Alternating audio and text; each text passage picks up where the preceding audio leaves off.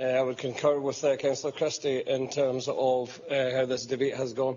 I think everybody has been very considerate to each other. But we're doing this by necessity. They ask for us not to take the money away from these schools. The money isn't there to take away. We don't have the money. Councillor Finlayson said the money was never there in the first place. It wasn't. The only place the money has ever existed was on previous capital papers. So now money's never been in the bank. Whether we have it on a piece of paper or not, if the money was there, we'd be building these schools by now. We're hardly going at breakneck speed. We have been trying to build these schools for ages. It's a snail's pace, not breakneck speed. We are still going to look at every possibility to fund these schools. There's no difference.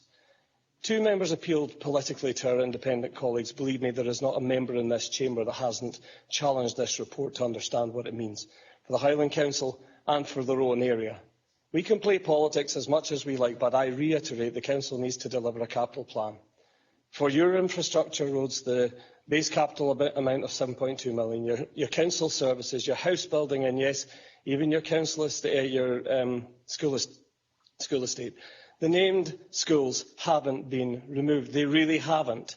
The named schools remain in the capital plan. They are just not affordable at this time. And I wholeheartedly hear Councillor Patterson. We must have hope.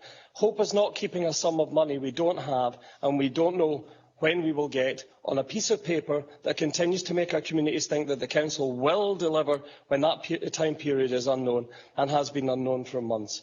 The reason this paper has come to the meeting is because we have absolutely no idea when LEAP funding will be announced. Councillor Patterson, your school will go ahead.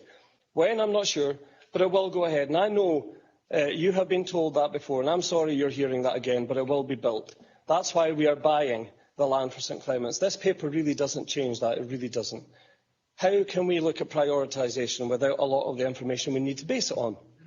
Like Scottish Government qualification of any funding award.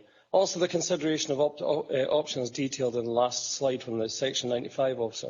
We need to take this Council into a position of affordability and money to be able to spend and tend to these schools in the meantime. With reference to some of the current conditions of our schools, whilst we cannot build a replacement school, we have a repair and maintenance budget in the capital plan that you're looking at to try and mitigate these issues. How can we get kids to schools if the roads and bridges are falling down or falling apart? The paper tries to set out a balance in face of these challenges.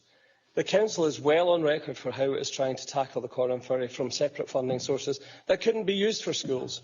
It's not a choice of one ferry or a school. We need them all.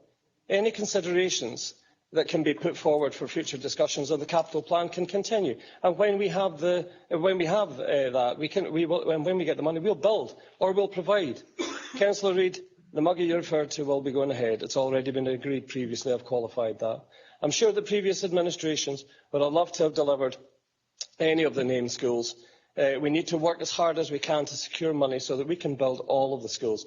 There are so many here looking for different schools. It would be really unfair of me to think that I could favour one over another at this point in time, now or in the rest of the period of time of this administration. Our commitment is to build them all, as soon as we can secure the funding. Thanks so much for all of your contributions.